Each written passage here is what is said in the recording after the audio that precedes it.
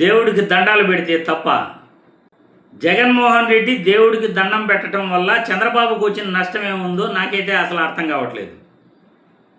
మనుషులకు దండాలు పెడితే ఎవరినో కాకా పడుతున్నాడు, లేకపోతే ఇంకోటి ఏదో ఆశిస్తున్నాడు అని అనుకోవచ్చు.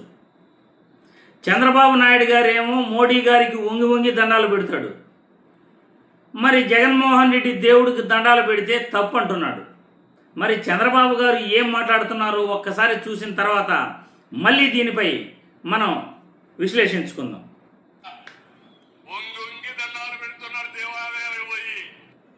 జగన్మోహన్ రెడ్డి గారు దేవుడికి వంగి వంగి దండాలు పెడుతున్నాడు, తప్పే ఉంది?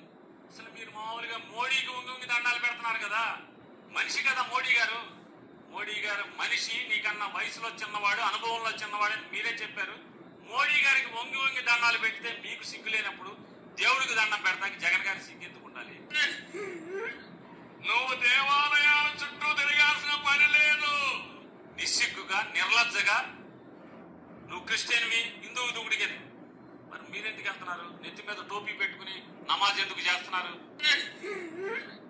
పైన క్రిస్మస్ తాత కోటేసుకుని చర్చిలకి ఎందుకు వెళ్ళి వాక్యం చదువుతున్నారు? యేసు ప్రభు వాక్యం చదువుతున్నారు మీరు. మరి మీకు అప్పుడు సిగ్గుందా, సిగ్గు లేదా? చంద్రబాబు నాయుడు గారు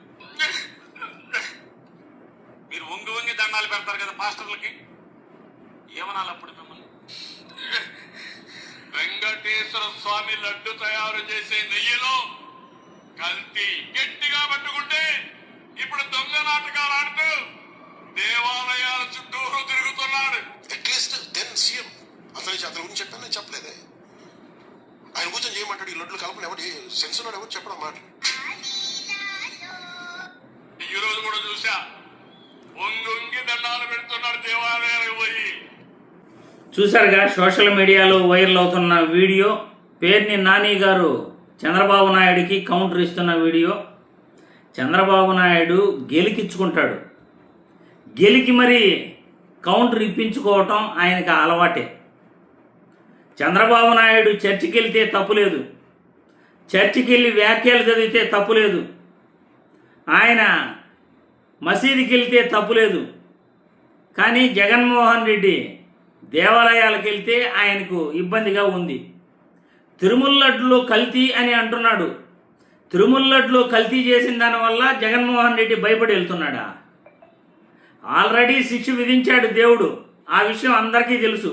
హెరిటేజ్ షేరు 600 రూపాయలు ఉన్న షేరు ఏకంగా 300 రూపాయలకు పడిపోయినప్పుడే దేవుడు నీకు శిక్ష వేశాడు అని రాష్ట్ర ప్రజలందరికీ కూడా తెలుసు. తెలియకపోతే వాళ్ళు అమాయకులు, అజ్ఞానులని అర్థం.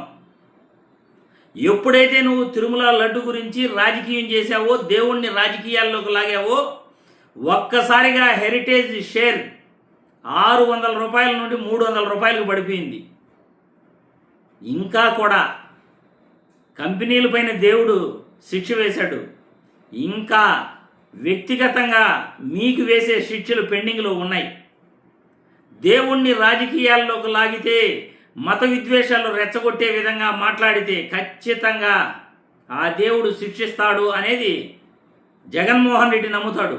అందుకే జగన్మోహన్ రెడ్డి ప్రతిసారి కూడా పైన ఆ దేవుడున్నాడు, కింద ప్రజలున్నారు, అదే నాకు దీవెనలు అని అంటుంటాడు ప్రతిసారి కూడా. ఆయన దేవుణ్ణి నమ్ముతాడు కాబట్టే ఆయన పైన దేవుడున్నాడు, కింద ప్రజలున్నారు అని అంటారు. ప్రజలను కూడా ఆయన అదేవిధంగా దేవుళ్ళలాగానే నమ్ముతాడు. ప్రజలు ఇచ్చే తీర్పు, ఆ దేవుడు ఆశీర్వాదం ఉంటే ఎవరైనా గొప్పవాళ్ళు అవుతారు, ఎవరైనా ముఖ్యమంత్రి అవుతారు, ఎవరైనా ప్రజల ఆశీర్వాదం పొందగలుగుతారు. మరి దేవుణ్ణి దర్శనం చేసుకోకూడదు, దేవాలయాలకి వెళ్ళకూడదు అని మీరెవరు అసలు చెప్పడానికి? మీరెవరు? భారతదేశంలో ఒక పౌరుడిగా ఎవరైనా ఏ గుడికైనా వెళ్ళచ్చు, ఏ మసీదుకైనా వెళ్ళచ్చు, ఏ చర్చికైనా వెళ్ళచ్చు. ఆ హక్కు ప్రతి పౌరుడికి కూడా ఉంది. మరి జగన్మోహన్ రెడ్డిపై ఇలాంటి వ్యక్తిగత విమర్శలు చేస్తూ ప్రజల్ని గాలి కొదిలేసి, ప్రజా సంక్షేమాన్ని గాలి కొదిలేసి, కేవలం 2 సంవత్సరాలలో 3.65 లక్షల కోట్లు అప్పులు చేసి, ఆ అప్పులు ఎవరి కోసం ఖర్చు పెట్టావో ఇప్పటి వరకు చెప్పకుండా అబద్ధపు ప్రచారాలు చేస్తున్న మీరు భయపడాలి దేవుడు అంటే. వంగి వంగి మోడీ గారికి దండం పెడుతున్న మీరు భయపడాలి ప్రజల దృష్టిలో మనం ఎంత చులకనైపోయామో అని. జగన్మోహన్ రెడ్డి దేవాలయాలకు వెళ్ళి దండం పెడితే ఆయన ఎందుకు భయపడాలి చెప్పండి? మీరు భయపడుతున్నారు జగన్మోహన్ రెడ్డిని చూసి.